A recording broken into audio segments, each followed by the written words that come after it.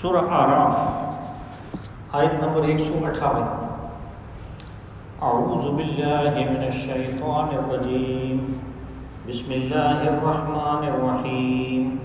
قل یا ایہا الناس انی رسول اللہ الیکم جمیعا الذی لہ ملک السماوات والارض لا الہ الا هو یحیی ویمیت فآمنوا باللہ ورسولہ النبی الأمی الذی یؤمن باللہ وکلماتہ واتبعوہ لعلکم تہتدون۔ ومن قوم موسیٰ أمة يهدون بالحق وبه يعدلون وقطعناهم 12 أسباطا أمما وأوحينا إلى موسى إذ استسقاه قومه أن اضرب بعصاك الحجر فانبجست منه 12 عينا قد علم كل أناس مشربهم وظللنا عليهم الغمام وأنزلنا عليهم المن والسلوى كلوا من طيبات ما رزقناكم وما ظلمونا ولكن كانوا أنفسهم يظلمون وإذ قيل لهم اسكنوا هذه القرية وكلوا منها حيث شئتم وقولوا حطة وادخلوا الباب سجدا نغفر لكم خطيئاتكم سنزيد المحسنين فبدل الذين ظلموا منهم قولا غير الذي قيل لهم فأرسلنا عليهم رجزا من السماء بما كانوا يظلمون۔ صدق الله العظيم۔ قل يا أيها الناس إني رسول الله إليكم جميعا الذي له ملك السماوات والأرض۔ اے رسول صلی اللہ علیہ وسلم انہیں کہیں کہ لوگو میں اللہ کا رسول ہوں تم تمام کی طرف، وہ اللہ کہ جس کی بادشاہی ہے آسمانوں اور زمین میں، لا الہ الا هو یحیی و یمیت، اور اس کے علاوہ کوئی معبود نہیں، زندگی اور موت اس کے اختیار میں ہے۔ فآمنوا باللہ ورسولہ النبی الأمی الذی یؤمن بکلماتہ واتبعوہ لعلکم تہتدون۔ پس ایمان لاؤ اللہ پہ، اس کے رسول، اس نبی امی پہ جس کا اپنا بھی ایمان ہے اللہ پہ اور اس کے کلمات پہ، اور اس رسول کا اتباع کرو تاکہ تم سیدھی راہ پا سکو۔ ومن قوم موسیٰ أمة يهدون بالحق وبه يعدلون۔ اور موسیٰ علیہ السلام کی قوم میں ایسے لوگ تھے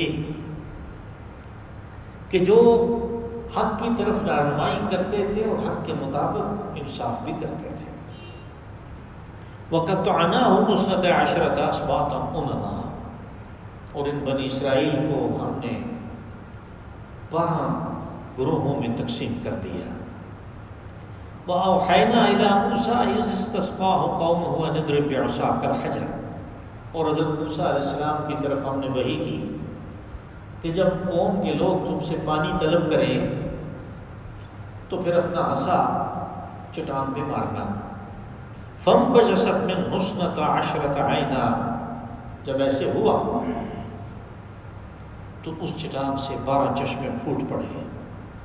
قد علم کل اناس مشربہم، اور ان 12 میں سے ہر گروہ نے اپنا پانی کا گھاٹ معین کر لیا۔ وَظَلَّلْنَا عَلَيْهِمُ الْغَمَامَ وَأَنزَلْنَا عَلَيْهِمُ الْمَنَّ وَالسَّلْوَىٰ۔ اور بنی اسرائیل کے اوپر ہم نے بڑا خاص احسان کیا کہ اس صحرا میں ان کے اوپر بدلی کا ٹکڑا رکھا سائے کے لیے، اور کھانے کے لیے ان کو من اور سلوہ دیا۔ کُلُوا مِن طَیِّبَاتِ مَا رَزَقْنَاکُمْ، اور جو کہا کہ ہم نے جو تمہیں پاکیزہ رزق عطا کیا اس کو کھاؤ۔ وَمَا ظُلَمُونَا وَلَٰكِن كَانُوا أَنفُسَهُمْ يَظْلِمُونَ، لیکن انہوں نے اس کا جو حق تھا وہ ادا نہیں کیا، ہمارا کچھ نہیں بگاڑا، اپنے اوپر ظلم کیا۔ وَإِذْ قِيلَ لَهُمُ اسْكُنُوا هَٰذِهِ الْقَرْيَةَ وَكُلُوا مِنْهَا حَيْثُ شِئْتُمْ وَقُولُوا حِطَّةٌ وَادْخُلُوا الْبَابَ سُجَّدًا نَغْفِرْ لَكُمْ خَطِيئَاتِكُمْ۔ اور جب انہیں کہا کہ اس بستی میں تم آرام و سکون سے رہو، اور جو اللہ نے رزق بہم پہنچایا وافر، اس سے کھاؤ پیو، اور بستی کے دروازے سے جھکتے ہوئے داخل ہو، عاجزی سے داخل ہو، ہم تمہارے گناہوں کو معاف کریں گے، سنزید المحسنین، اور جو خوب کار ہیں ان کو اور بھی بدلہ دیں گے۔ فبدل الذین ظلموا منہم قولا غیر الذی قیل لهم، تو ظالموں نے اس قول کو جو انہیں سکھایا گیا تھا مغفرت کے لیے بطور دعا، اس کو تبدیل کر دیا اس ان کلمات کے ساتھ کہ جو انہیں نہیں سکھائے گئے تھے۔ فارسلنا علیہم رجزا من السماء بما كانوا یظلمون، تو ان کے اس ظلم کی پاداش میں ہم نے آفات السماوی ان کے اوپر بھیجی۔ یہ بنی اسرائیل کا جو حضرت موسیٰ علیہ السلام اور حضرت ہارون علیہ السلام کی معیت میں انہوں نے ہجرت کی، اور پھر وہ مختصر ترین راستہ فرعون کی قلمرو سے نکلنے کا حضرت موسیٰ علیہ السلام نے اختیار کیا، تو آگے پانی تھا، اللہ نے ان کو راستہ دیا اور وہ پانی کے اس پار چلے گئے، آگے صحرا تھا۔ اسی پانی کے اندر فرعون اپنے لاؤ لشکر سمیت، اپنے ساری ساز و سامان سمیت غرق ہو گیا، اور بنی اسرائیل جن کی تعداد روایات میں جیسے آتا ہے لاکھوں میں تھی،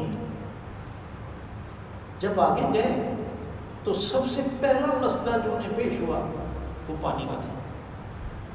ان کے پاس جانور تھے جن کے اوپر وہ سامان لاد کے اپنے بوڑھوں کو ان کے اوپر سوار کرا کے، اپنی عورتوں کو اور کمزوروں کو سوار کرا کے، اور ویسے بھی جانور استعمال کی چیزیں، وہ جانور تھے اور جانور کو پانی چاہیے، انسانوں کو بھی زندہ رہنے کے لیے پانی چاہیے، تو انہوں نے حضرت موسیٰ علیہ السلام سے پانی کا مطالبہ کیا۔ لیکن اس واقعے سے پہلے چونکہ ذکر آخر میں جیسے پچھلے درس میں ہم نے بات چھوڑی رسول اللہ صلی اللہ علیہ وسلم کا آ گیا تھا، اور یہ آیا تھا بنی اسرائیل کی کتابوں کے حوالے سے، اگر آپ کو بات یاد ہو تو اس لیے برے سر موقع بنی اسرائیل کو یعنی یہود کو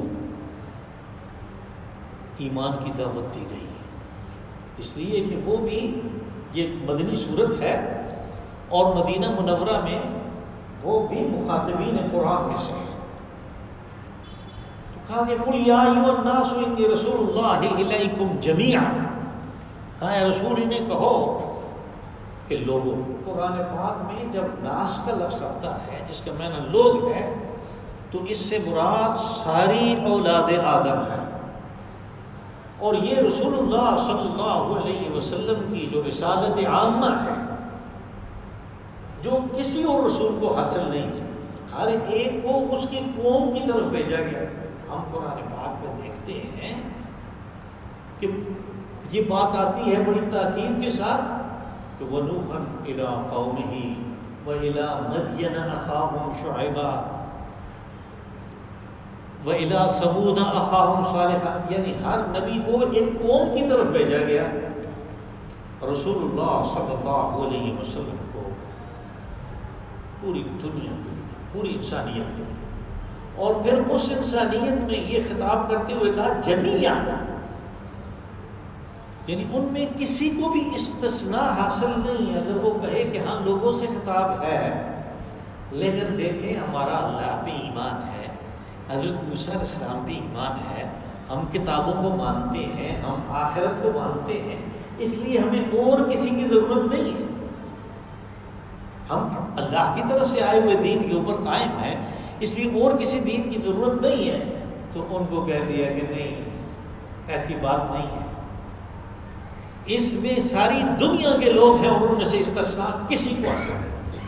کوئی کہے کہ میں حضرت عیسیٰ علیہ السلام کو ماننے والا ہوں اس لیے مجھے اس کی ضرورت نہیں ہے، پھر کسی اور رسول کی، کسی اور کتاب کی، یہ بات نے کہا جمیعا، سب، استثناء کسی کو حاصل نہیں ہے۔ کہ یہ اختیار تو کسی اور کا ہے ہی نہیں ہے کہ وہ فیصلہ کرے کہ اس نے کس کے اوپر ایمان لانا ہے اور اس نے کس کے اوپر ایمان لانا ہے۔ کہ یہ حکم کہ تم نے اس رسول کے اوپر ایمان لانا ہے، یہ اس اللہ کی طرف سے جس کی بادشاہی ہے، اور اس کی بادشاہی صرف زمین میں نہیں آسمانوں میں بھی ہے۔ بادشاہ کو اختیار حاصل ہوتا ہے کہ وہ قانون بنائے کہ کون کیا کرے گا۔ تو جب اقتدار اس کا ہے، بادشاہت اس کی ہے، اختیار اس کا ہے، لہو ملک السماوات والارض،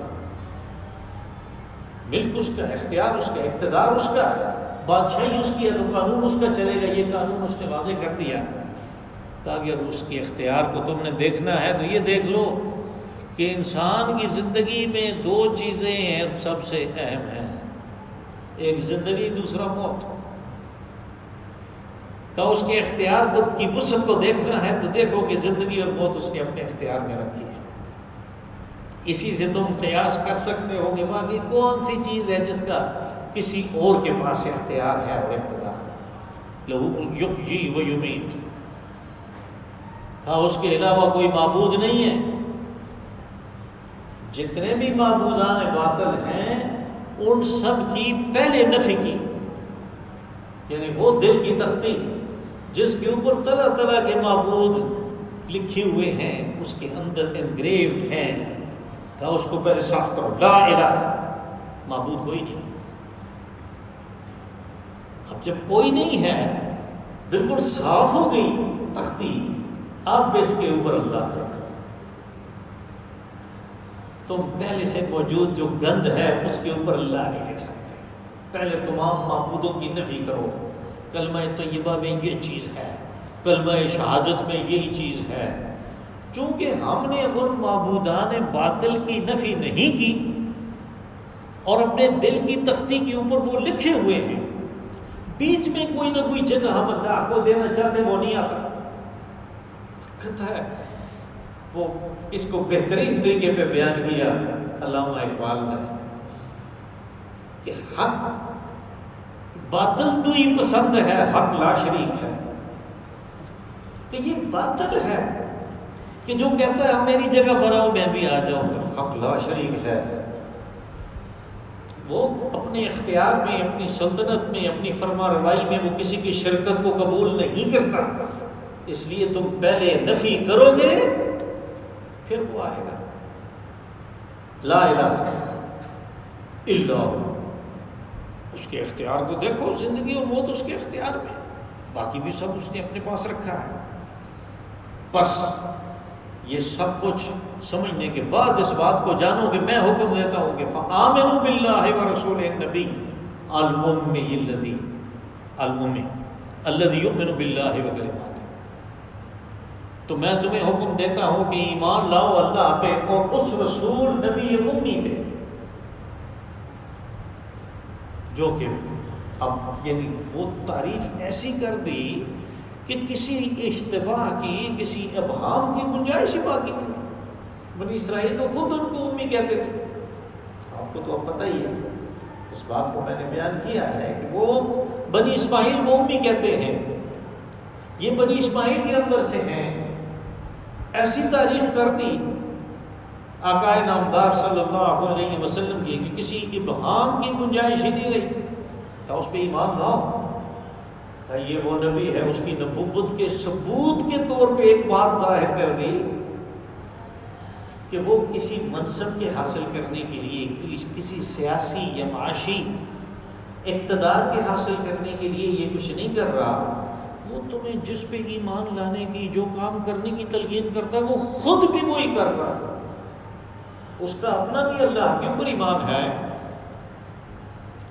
اور اللہ کے احکامات کے اوپر، وہ کلمات، اللہ کے جو کلمات ہیں جو بندوں کے لیے اس نے بھیجے ہیں، وہ اس کے احکامات ہیں، ان میں ایک لسٹ ہے اس کی کہ یہ کرو، ایک لسٹ کو یہ نہ مت کرو، یہ اس کے کلمات ہیں۔ ان کلمات پہ بھی ایمان لاؤ اور اللہ پہ بھی ایمان لاؤ۔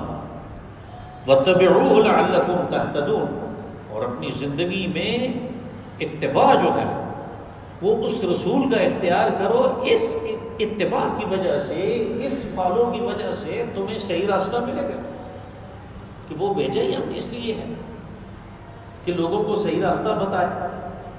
اب یہ جب وہ کہتے ہیں کہ اتباع، تو ہمارے دلوں میں سے وہ جو اشکال ہے وہ نکل جانا چاہیے کہ یہ اتباع صرف نماز اور روزے میں نہیں، صرف حج کے طریقوں میں اور صرف زکوٰۃ کی ادائیگی میں اور عمرہ کر لینے میں اور ان چیزوں میں نہیں ہے، یہ ہماری ساری زندگی کے اوپر محیط ہے۔ ہمیں اپنی معیشت استوار کرنی ہے رسول اللہ صلی اللہ علیہ وسلم کے واضح کردہ ان طریقوں میں جو اللہ نے بتائے ہیں، یہ اتباع ہوگا۔ ہم نے اپنی سیاست کو، ہم نے اپنی معیشت و اقتصاد کو، ہم نے اپنے معاملات کو ان طریقوں پہ رکھنا ہے، یہ اتباع ہوگا۔ یہ تو نہیں ہو سکتا کہ ہم نماز پڑھیں، وہاں سے جائیں، گاڑی میں بیٹھے، عدالت میں جا کے جھوٹ بولتے۔ وہ جس کو ہم سمجھے ہیں یہ دین ہے، مسلم دین نہیں، وہ مذہب ہے جس میں صرف عبادات آتی ہیں۔ عبادات اس کا ایک 5واں حصہ ہے الدین کا۔ اللہ نے ہمیں دین دیا، قال یوم اکملت لکم دینکم، اس نے دین دیا۔ دین ساری زندگی کے تمام شعبوں پہ محیط ہے، جبکہ عبادات کا تعلق صرف اور صرف مذہب کے ساتھ ہے۔ تو جو کہتے ہیں کہ ہمیں آزادی حاصل ہے، ہم نے اپنا ملک بنا لیا، یا انگریز حکمران تھے تو پھر بھی بعض لوگ اس بات پہ خوش تھے کہ ہمیں مذہبی آزادی حاصل ہے، انہیں اصل میں سجدہ کرنے کی آزادی حاصل تھی، مسجد بنانے کی، اس میں نماز پڑھنے کی آزادی حاصل تھی۔ تو وہ کوئی آزادی نہیں ہے۔ آزادی وہ ہوگی کہ جب ہم اپنی سیاست کو، اپنی معیشت کو، اپنی اقتصاد کو، اپنے معاملات کو اور اپنی عبادات کو اللہ کے بتائے ہوئے اس کے احکامات جو کلمات ہیں اس کے مطابق استوار کریں، اور اس کی وضاحت رسول اللہ صلی اللہ علیہ وسلم نے کی کہ یہ کرو گے تو تمہیں سیدھی راہ ملے گی۔ سیدھی راہ وہ ہے جس پہ آدمی چلتا ہے تو اللہ کی جنت میں پہنچ جاتا ہے، باقی سب پگڈنڈیاں ہیں جو دوزخ میں گرتی ہیں۔ سیدھی راہ وہ ہے جو نور ہے، جو روشنی ہے، جو ہدایت ہے، وہ سیدھی راہ ہے، اور باقی سب ظلمات ہیں۔ اسی لیے تو قرآن پاک میں جب بھی نور کی بات آتی ہے تو وہ واحد استعمال ہوا، انوار نہیں، نور۔ جب اندھیروں کی بات آتی ہے تو وہ جمع استعمال ہوا، ظلمات، اس لیے کہ وہ بہت سارے ہیں، وہ پگڈنڈیاں بہت ساری ہیں، لیکن وہ ساری کی ساری دوزخ میں گرتی ہیں، وہ دوزخ میں گرانے والی ہے۔ وَمِن قَوْمِ مُوسَىٰ أُمَّةٌ يَهْدُونَ بِالْحَقِّ وَبِهِ يَعْدِلُونَ۔ حضرت موسیٰ علیہ السلام کی قوم جو بنی اسرائیل ہے، ان کے بارے میں قرآن پاک میں ہمیں بہت سی جگہوں پہ، اور یہاں سورہ مبارکہ میں بھی اس سے پہلے بہت کچھ ملا کہ انہوں نے یہ نافرمانی کی، وہ نافرمانی کی، وہ بات کو نہیں مانتے تھے، وہ جھگڑتے تھے، لیکن سارے کے سارے ایسے نہیں تھے۔ تو وہ لوگ جو ان میں اچھے تھے ان کا تذکرہ ہر جگہ پہ اللہ پاک نے کیا، ان کو چھوڑ نہیں دیا۔ سورہ آل عمران میں کہا لیسوا سواء، کہ یہ وہ غضب کی پہلے بات ہوئی کہ ان کے اوپر اللہ کا غضب ہوا، کہا سارے برابر نہیں۔ من اہل الکتاب امۃ قائمۃ یتلون آیات اللہ آناء اللیل وہم یسجدون، کہ بنی اسرائیل میں وہ لوگ بھی تھے جو راتوں کو اٹھ کے اللہ کی آیات کی تلاوت کرتے تھے اور اللہ کے حضور نماز قائم کرتے تھے، سجدے کرتے تھے۔ یؤمنون باللہ والیوم الآخر، ان کا ایمان بھی تھا۔ یہاں پہ بھی اس جماعت کا کہ جن کی وجہ سے بنی اسرائیل کو مہلت ملتی رہی، اس کا تذکرہ ہوا اس آیت میں، کہا وَمِن قَوْمِ مُوسَىٰ أُمَّةٌ يَهْدُونَ بِالْحَقِّ وَبِهِ يَعْدِلُونَ، اور حضرت موسیٰ علیہ السلام کی قوم میں وہ لوگ بھی تھے کہ جو لوگوں کی رہنمائی کرتے تھے حق کے مطابق،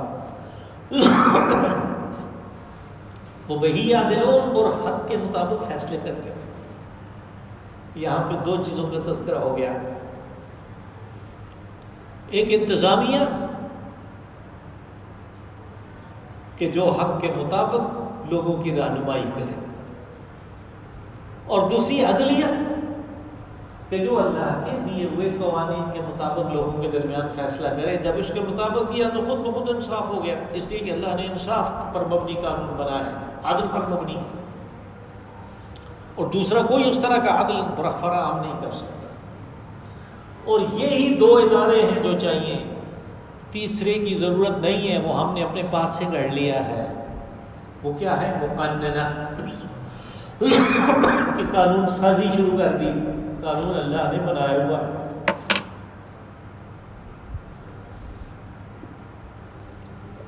اس تیسرے ادارے کی ضرورت نہیں ہے. ہاں، اس کی وضاحت کے لیے کہ اللہ کا یہ قانون ہے، تو اس کی وضاحت کے لیے یا نئی چیزیں جو پیدا ہوتی ہیں ان کے لیے اجتہاد جو لوگ کر سکتے ہیں یہ کام، یہ ان کے حوالے کیا جائے گا.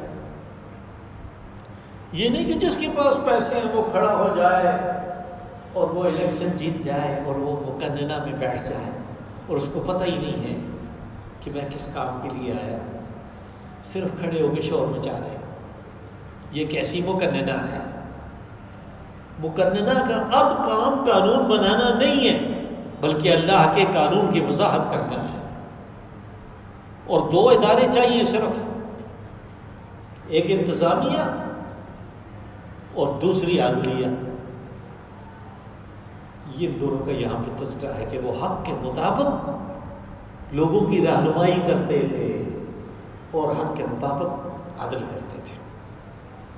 وَقَطَّعْنَاهُمُ اثْنَتَ عَشْرَةَ أَسْبَاطًا أُمَمًا، کہ ہم نے ان بنی اسرائیل کو 12 گروہوں میں تقسیم کیا. اسباط سبت کی جمع ہے، سبت شاخ کو کہتے ہیں. یہ اصل میں بنی اسرائیل حضرت یعقوب علیہ السلام کی اولاد ہے. حضرت یعقوب علیہ السلام کا نام اسرائیل تھا. یہ جو اسرائیل ہے یہ دو لفظوں کا مرکب ہے.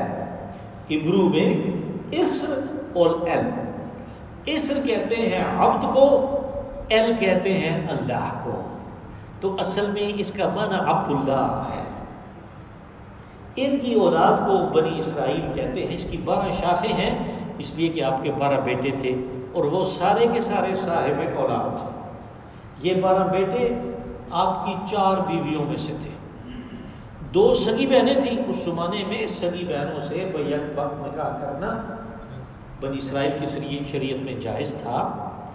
تو 2 وہ آپ کی ماموزات تھیں. جب ان کے درمیان مقابلہ ہوا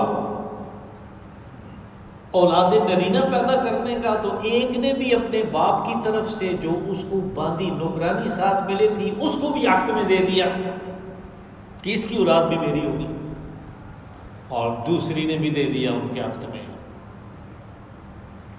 اور اس طرح یہ 4 بیویاں تھیں. 4 کی اولاد وہ 12 ہیں جن میں ایک یوسف علیہ السلام بھی ہے.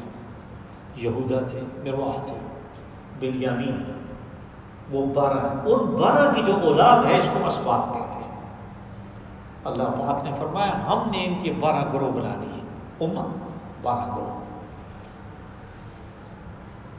وَأَوْحَيْنَا إِلَىٰ مُوسَىٰ إِذِ اسْتَسْقَاهُ قَوْمُهُ أَنِ اضْرِب بِّعَصَاكَ الْبَحْرَ عَصَاكَ الْحَجَرَ. کہ ہم نے موسیٰ علیہ السلام کی طرف وحی کی کہ جب قوم کے لوگ تم سے پانی مانگیں، پانی کی درخواست کریں. قرآن پاک نے یہاں پہ وہ لفظ استعمال کیا، وہ یعنی وہ شکل استعمال کی استسقاء کی کہ جس میں درخواست کا مفہوم پایا جاتا ہے. استسقاء ہم بھی پڑھتے ہیں نا، صلاۃ استسقاء. پھر ہم کہتے ہیں نا استفتاء، ہم فتویٰ مانگتے ہیں، درخواست کرتے ہیں فتوے کی. ہم کہتے ہیں استدعاء یعنی ہم پکارتے ہیں، ہم استغاثہ پیش کرتے ہیں. استغاثہ تو یہ جو شکل ہے استفعال کی، اس میں درخواست کا مفہوم پایا جاتا ہے. انہوں نے آ کے موسیٰ علیہ السلام سے کہا کہ یہ صحرا ہے، جانور اور انسان مر جائیں گے، پانی کا کچھ کرو.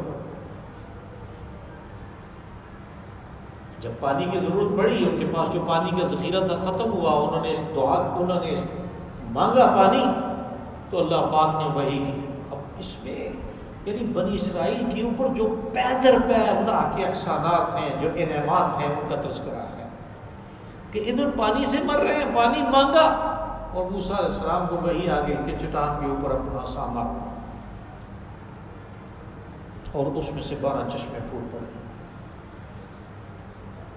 اب چونکہ ساری دنیا کا ایک ایک چپا، ایک ایک کونا جو ہے اس کا پتہ ہے، تو یہاں آنے سے پہلے میں نے کہا کہ میں بھی ذرا دیکھ لوں کہ کیا اس وقت بھی اس چیز کا کوئی وجود ہے۔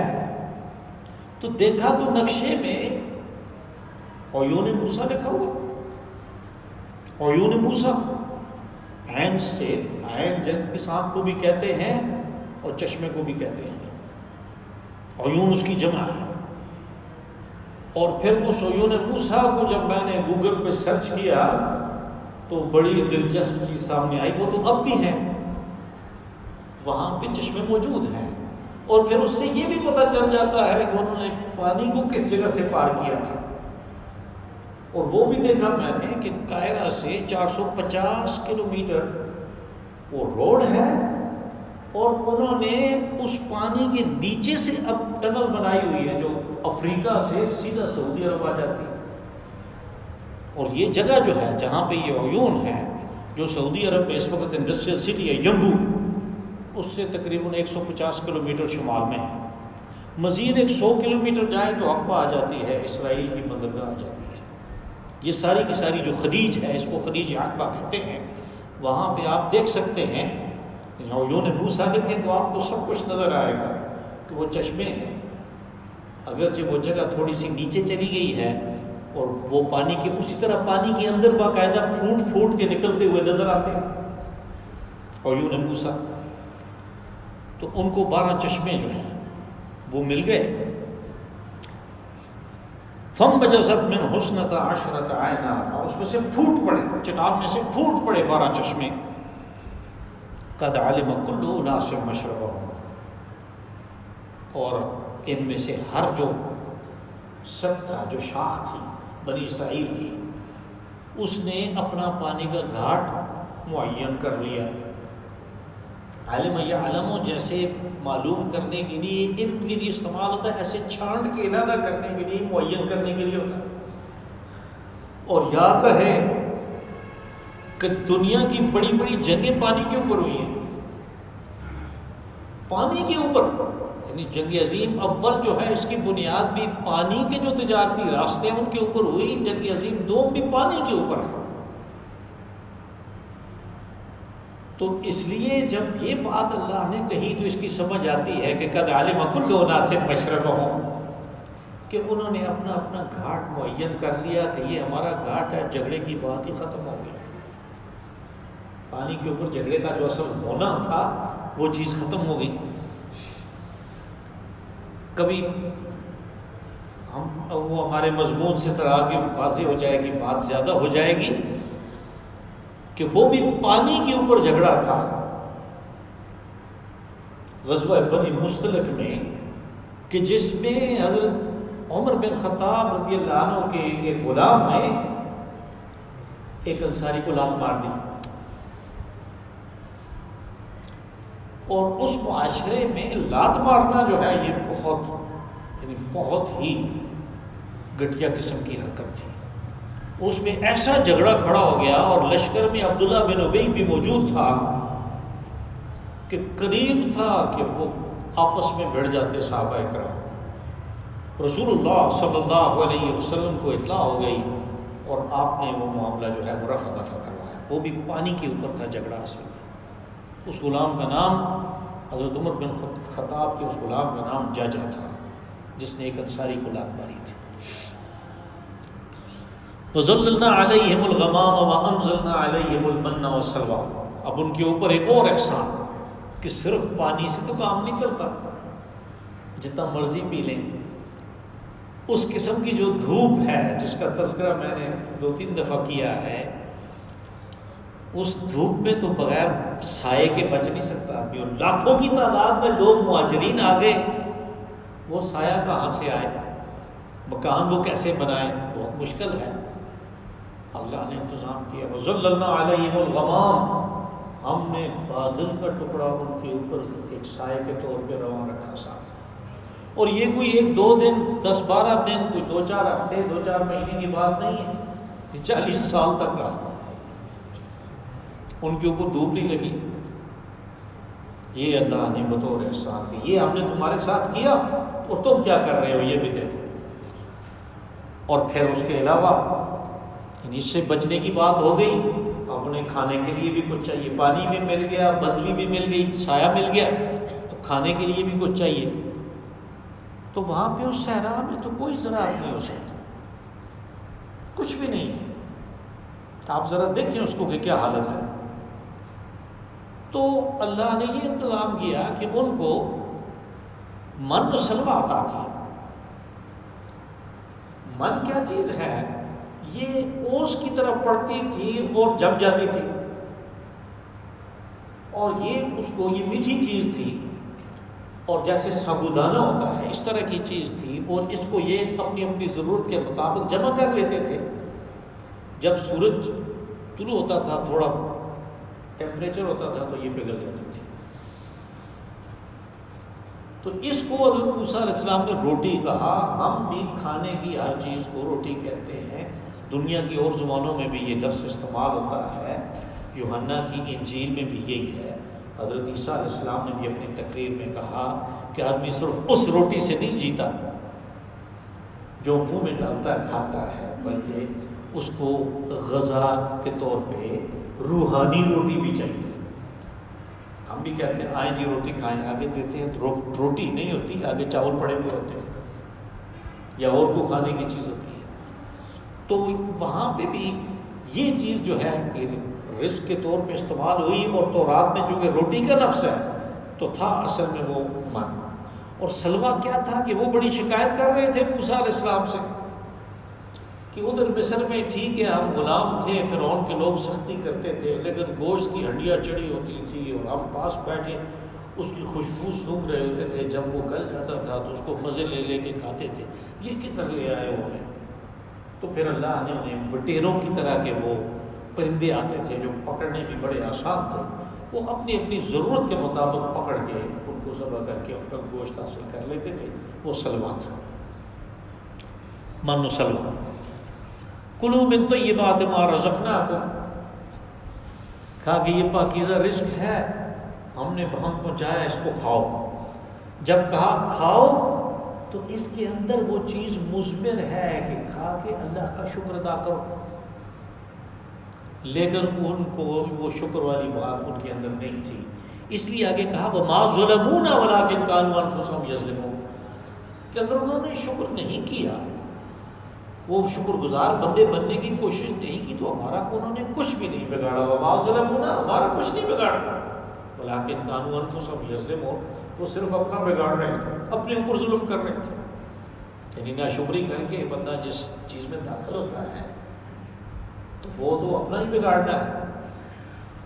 وَإِذْ قِيلَ لَهُمُ اسْكُنُوا هَٰذِهِ الْقَرْيَةَ وَكُلُوا مِنْهَا حَيْثُ شِئْتُمْ وَقُولُوا حِطَّةٌ وَادْخُلُوا الْبَابَ سُجَّدًا نَغْفِرْ لَكُمْ خَطِيئَاتِكُمْ۔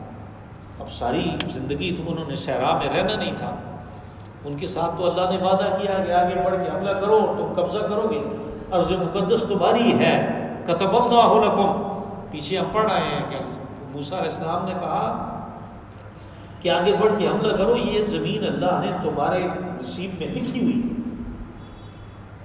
انہوں نے کہا نہیں ہم نہیں کرتے، وہ قومن جباری بڑے سخت لوگ ہیں، وہ مار مار کے ہمارا برقع نکال دیں گے، جاؤ تم اور تمہارا خدا، تم جا کے لڑو، جب وہ نکل گئے تو ہمیں بتانا، ہم بھی آ جائیں گے۔ کہا کہ انہیں یہ ہدایت کی گئی تھی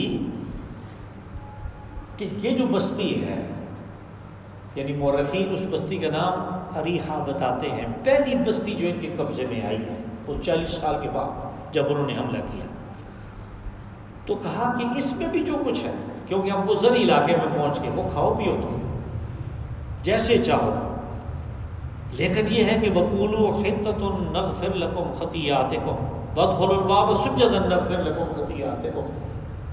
حِطَّةٌ جو ہے یہ ایک پورے فکرے کے بجائے ہے، اس طرح کے اور بھی الفاظ ہیں قرآن پاک میں کہ جن میں مبتدا کو محذوف کر دیا جاتا ہے، صرف خبر جو ہے وہ سامنے آتی ہے اور وہ پورا فکرہ ہوتا ہے. جیسے کہا وَيَقُولُونَ طَاعَةٌ، وہ کہتے ہیں کہ ہم سراپا اطاعت ہیں، ہم اطاعت کریں، لیکن ایک ہی فکر طاعت. یہاں پہ حتۃ یعنی ہماری جو خطائیں ہیں ان کو معاف کرو، اس کے لیے انہیں فکرہ سکھایا گیا. قُولُوا حِطَّةٌ وَادْخُلُوا الْبَابَ سُجَّدًا، کہ جب شہر کو فتح کرو تو پھر اکڑ نہیں جانا، گھمنڈ اور غرور نہیں کرنا کہ یہ فتح تمہاری وجہ سے نہیں ہے، اللہ کی عطا کرتا ہے. بس جب فاتحانہ انداز میں شہر میں داخل ہو تو جھکے ہوئے، یعنی عاجزی سے. سجدہ سجدہ کہتے ہیں جھکنے کو. نماز میں ہم جو سجدہ کرتے ہیں وہ جھکنے کی آخری شکل ہے. عمرو بن کلثوم ایک زمانہ جاہلیت کا وہ جو بڑے شاعر تھے ان میں سے ایک شاعر ہے، اس نے کہا کہ اذا بلغ الفطام لنا صبیا تخر له الجبابر ساجدین، جب ہمارے خاندان کا کوئی دودھ پیتا بچہ دودھ چھوڑ دیتا ہے یعنی بڑا ہو جاتا ہے تو دوسروں کے بڑے بڑے پہلوان اس کے سامنے جھک جاتے ہیں. سجدے کا وہاں پہ تصور نہیں تھا. عرب قبائل کسی کو سجدہ کریں گے، وہ ہماری طرح نہیں تھے جدھر گیا گڑپ سجدہ، وزیر اعظم ہے تو گڑپ سجدہ نہیں، وہ کسی کے سامنے جھک جائیں یہ بڑی بات ہے. تو وہاں پہ اس شاعر نے یہ جھکنے کے لیے استعمال کیا کہ وہ ہمارے بچے کے سامنے جھک جاتے ہیں کہ اب یہ اور جوان ہو گیا ہے. نغفر لکم خطیئاتکم، کا تمہاری جو خطائیں ہیں وہ ہم معاف کریں گے. تو وہ خطائیں تو ساری بیان ہوئی پہلے، کس قدر انہوں نے کیا کچھ کیا. سنزید المحسنین، اور کہا خطا کے معاف ہونے کے بعد جو لوگ صورت احسان زندہ رہیں گے، محسنین میں سے ہوں گے، خوب کار ہوں گے، جو کام ان کے حوالے کیا کہ اس کو اچھے طریقے سے کریں گے ان کو ہم مزید عطا کریں گے. فبدل الذین ظلموا منہم قولا غیر الذی قیل لهم، کہ جو بات انہیں سکھائی گئی تھی، جو کلمہ انہیں سکھایا گیا تھا دعا کرنے کے لیے، گناہوں کی معافی کے لیے، اس کو انہوں نے کسی اور ہی کلمے سے تبدیل کر دیا جس کے اندر عجیب و غریب کوئی بات تھی. اب ہمارے مورخین اور مفسرین نے کوشش کی ہے کہ ہمیں بتائیں کہ وہ کلمہ کون سا ہے، لیکن چونکہ قرآن و حدیث میں جزم کے ساتھ وہ کچھ چیز بیان نہیں ہوئی، صرف اس نے یہ کہا کہ انہوں نے تبدیل کر دیا. اور چونکہ دونوں مفعول موجود ہیں، بدلہ کے دونوں مفعول موجود ہیں، ایک محذوف ہے دوسرا سامنے ہے، اس لیے ہم کہیں گے کہ انہوں نے الفاظ بھی تبدیل کر دیے اور اپنا رویہ بھی تبدیل کر دیا، دونوں تبدیل کر دیے. انہوں نے اس کو تبدیل کر دیا قولا غیر الذی قیل لهم، ایک ایسے قول سے جو کہ انہیں نہیں کہا گیا تھا اپنی طرف سے ڈال دیا. فارسلنا علیہم رجزا من السماء بما كانوا یظلمون، اس کی پاداش میں ہم نے ان کے اوپر آفات سماوی بھیجی. رجزا من السماء، رجز اور رجز دونوں عذاب کے لیے استعمال ہوتا ہے، اصل میں یہ ناپاکی کے لیے بھی استعمال ہوتا ہے. اور بنیادی وجہ اس کی یہ ہے کہ جس چیز کو دیکھ کے طبیعت میں ایک ارتعاش اور کبکبی پیدا ہو، ناگواری پیدا ہو، اس کو ناپاکی کہتے ہیں. اور چونکہ عذاب کو بھی دیکھ کے ناگواری پیدا ہوتی ہے، اس لیے پھر یہ مفہوم جو ہے اس لفظ کا وہ وسیع ہوا اور ساتھ میں اس کے لیے بھی استعمال ہوا. اور تورات کے مطالعے سے معلوم ہوتا ہے کہ اس گناہ کے بعد ان کے اوپر ایک وبائی مرض آئی اور اس میں ہزاروں انسان جو ہیں وہ فنا ہو گئے. یہ آفات سماوی ہے، رجزا من السماء بما كانوا یظلمون، اس لیے کہ وہ تو ظلم کرتے تھے، ناجائز کام کرتے تھے، سکھایا کچھ اور کہتے کچھ اور تھے. اللہم صلی وسلم وبارک وانعم علی عبدک ورسولک ونبیک محمد صاحب